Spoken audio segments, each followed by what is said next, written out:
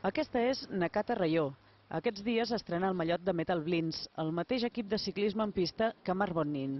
Avui han quedat establiments per entrenar per carretera.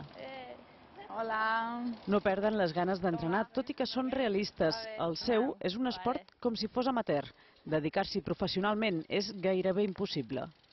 Si els homes estan malament, les dones pues pitjor.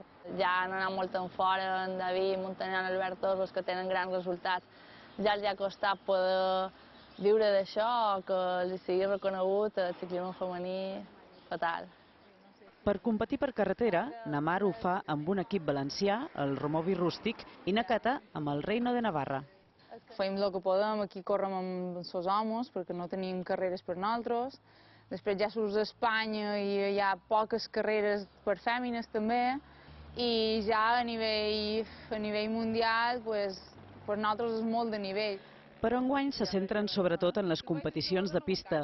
La penya ciclista Establiments ha apostat per elles amb la creació de l'equip Metal Blins, de categoria UCI. Intentaran anar al Campionat d'Espanya i també a proves internacionals per intentar classificar-se per Copes del Món i pel Mundial.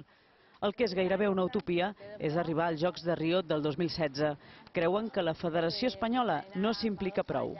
Per poder competir en Jocs Olímpics, tu tot l'any has d'anar agafant punts i classificar les proves. Si l'Espanyola no ens treuen a anar a agafar aquests punts, les proves no se classifiquen. Confien que la situació canviï i que tard o d'hora s'aposti més pel ciclisme femení.